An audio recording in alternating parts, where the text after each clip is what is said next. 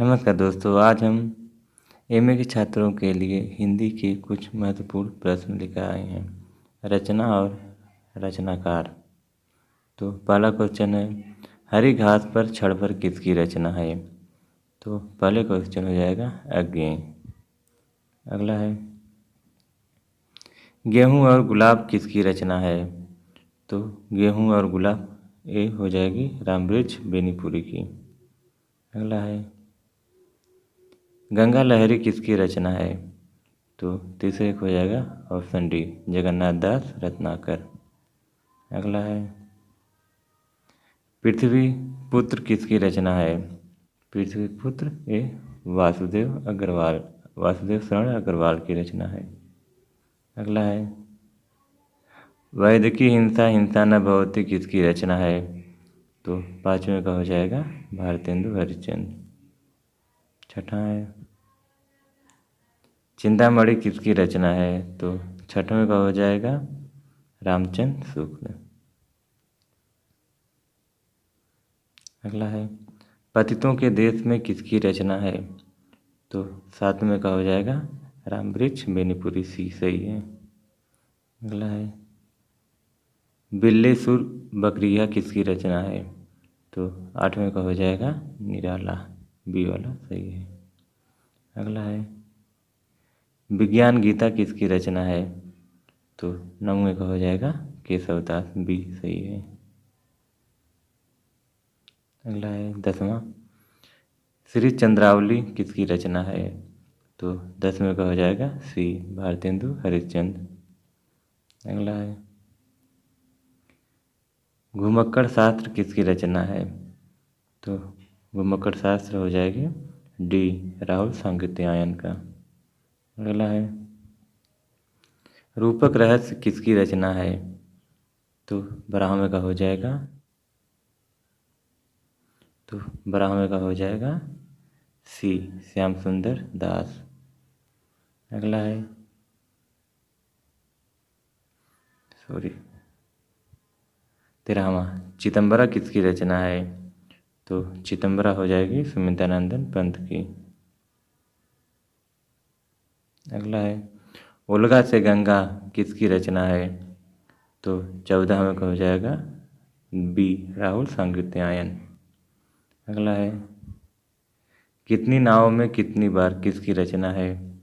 तो 15वें का हो जाएगा अज्ञेय। अगला है, अखरावट किसकी रचना है? तो अखरावट हो जाएगी सी चायसी की। अगला है, कला और बूढ़ा चांद किसकी रचना है?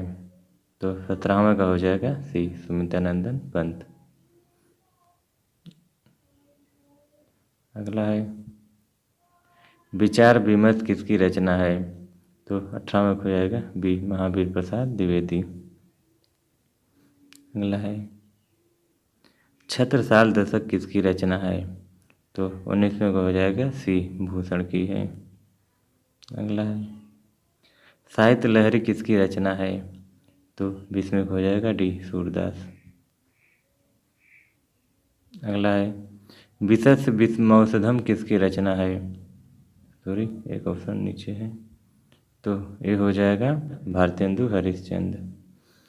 विषम विषमौषधम भारतेंदु हरिश्चंद्र जी की रचना है। अगला है, गीता फरोश किसकी रचना है? तो 22वें का हो जाएगा भवानी प्रसाद मिश्र बी गीता फरोश भवानी प्रसाद मिश्र की रचना है। 23वां है, दीप शिखा किसकी रचना है? तो दीप शिखा हो जाएगी महादेवी वर्मा की बी वाला सही है। अगला है, मधुशाला किसकी रचना है? तो मधुशाला है हरिवंश राय बच्चन की, ये सही है। अगला है, दीप जले शंख बजे किसकी रचना है? तो 25वें हो जाएगा सी कन्हैयालाल मिश्र जी की है दीप जले शंख बजे। अगला है, मधुमालती किसकी रचना है? तो 26वें हो जाएगा मंजन, ए वाला सही है। ठीक।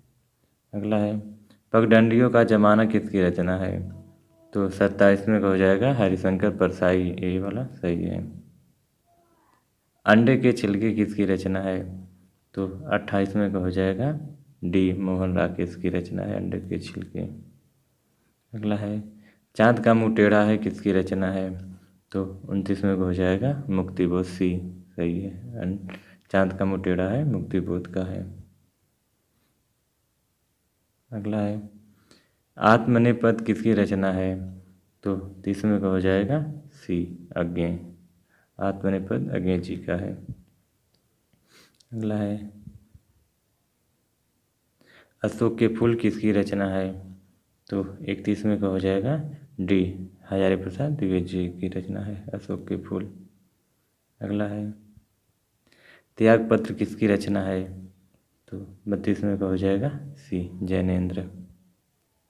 अगला है चारूचंद लेख किसकी रचना है?